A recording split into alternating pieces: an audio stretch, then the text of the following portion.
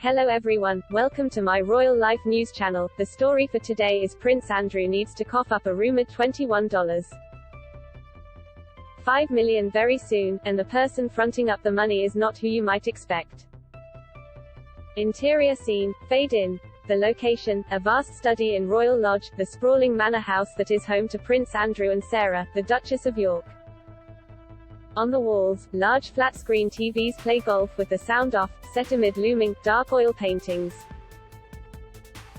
A man in his early 60s wearing a long-sleeved polo shirt is on his knees in front of a Chesterfield sofa, flipping over cushions. He looks red-faced and stressed. Fergs.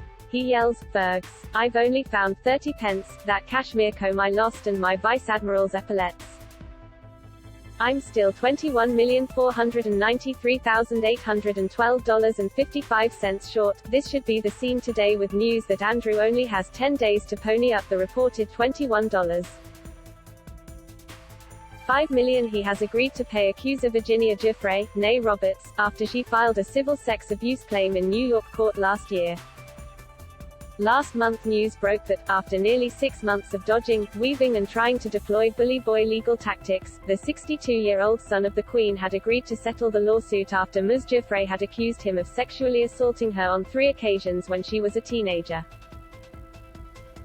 Andrew has always vehemently denied the allegations. The revelation that 2 sides had agreed on a payout, with estimates varying from $12.5 million, or £7 million, according to The Sun, to $21.5 million, The Telegraph has consistently reported the figure exceeds £12 million, came as little surprise. It is Her Majesty's Platinum Jubilee year, marking her history-making 70 years on the throne, and having her son dragged through the U.S. civil court system as he faced allegations of having sexually abused a teen who was then a sex trafficking victim hardly jived with all the pomp, ceremony and commemorative teacups about which are about to come down the pike.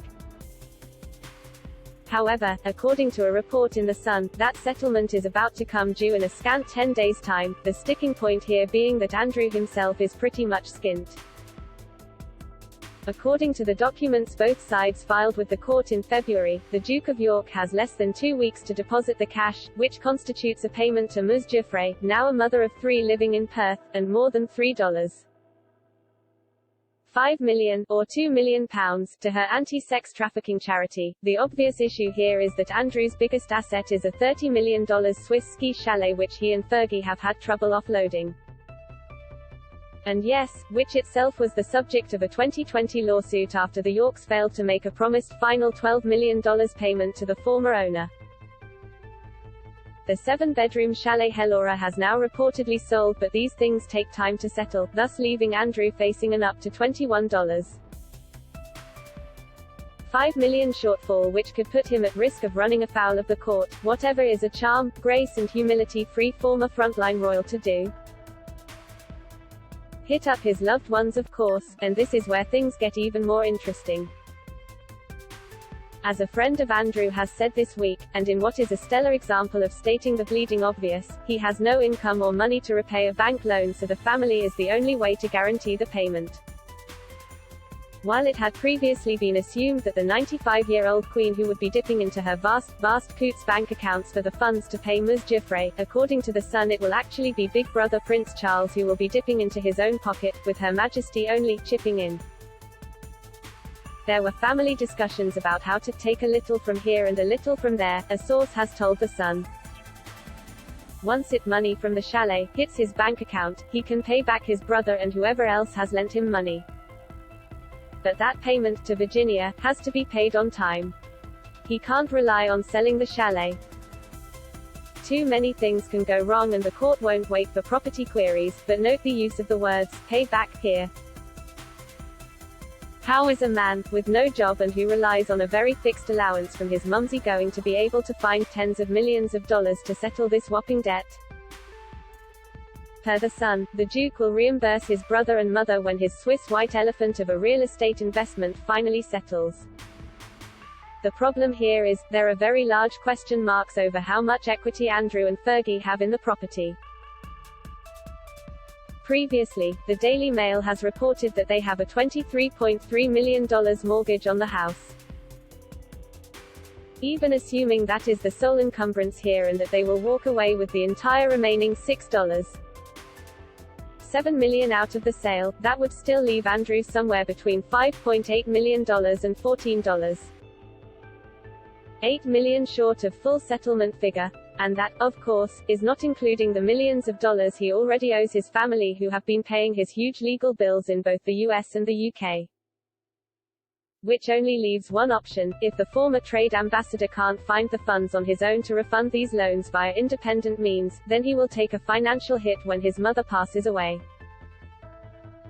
According to The Sun, if he fails to repay, Andrew will lose money from the will of the Queen, who is believed to have funded his legal battle.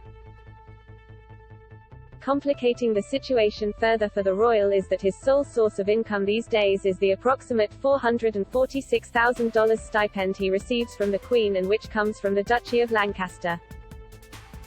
When she passes away, the vast duchy and its $39 million in annual revenue will come under the new King Charles III's control, thus meaning Andrew will have to rely solely on his brother's generosity.